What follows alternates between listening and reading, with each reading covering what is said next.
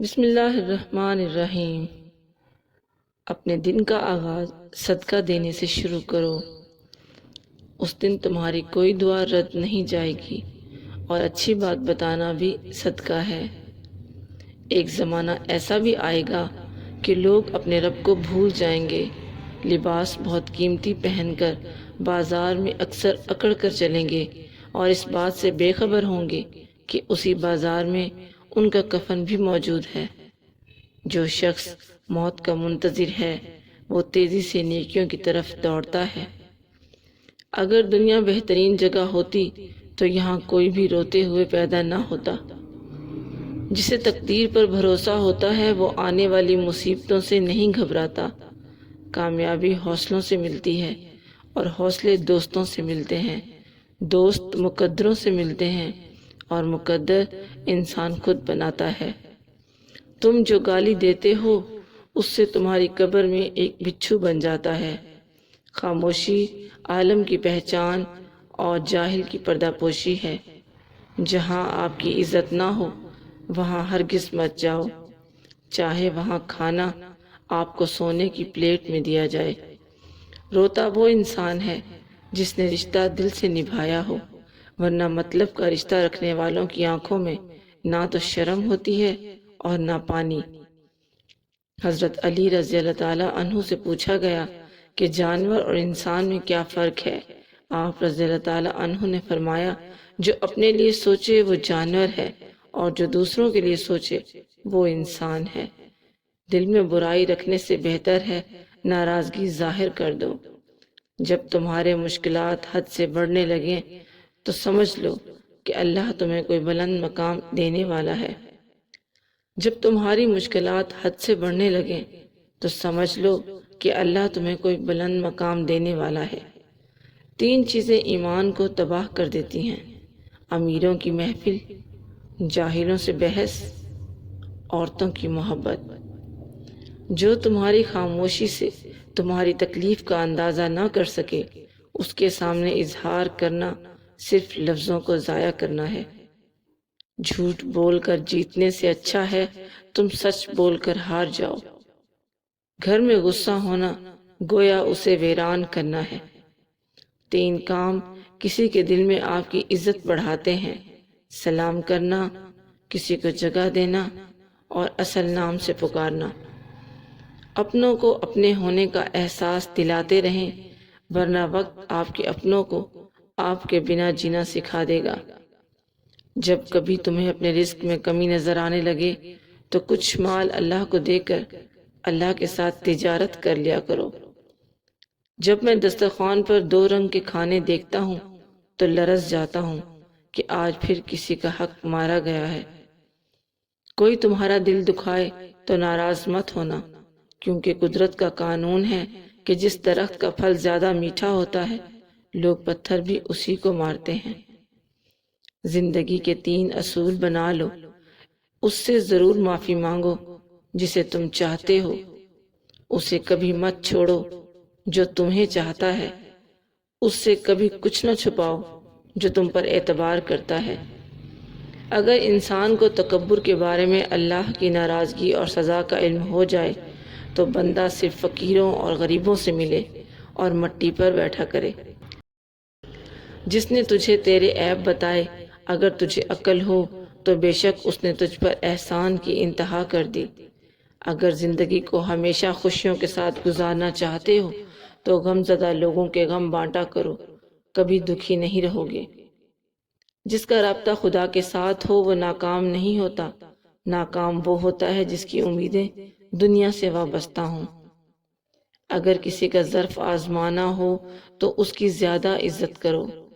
اعلیٰ ظرف ہوا تو آپ کو اور زیادہ عزت دے گا اور کم ظرف ہوا تو خود کو اعلیٰ سمجھے گا۔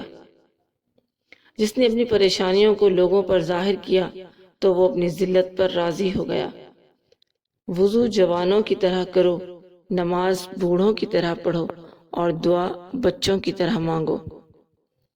ساری دنیا کے سارے لوگ تجھے اپنے فائدے کے لیے چاہتے ہیں، صرف تیرا رب ہی ہے جو تجھے تیرے فائدے کے لیے چاہتا ہے۔ زندگی اس طرح بسر کرو کہ دیکھنے والے تمہارے درد کی بجائے تمہارے صبر پر رشک کریں۔ تنگ دستی میں سخاوت کرنا، غصے میں سچ بولنا اور طاقت ہوتے ہوئے معاف کر دینا بہترین نیکی ہے۔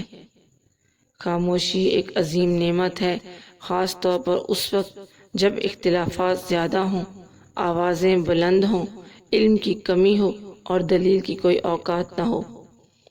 کوئی تم سے بھلائی کی امید رکھے تو اسے مایوس مت کرو، کیونکہ لوگوں کی ضروریات کا تم سے وابستہ ہونا تم پر اللہ کی عنایت ہے۔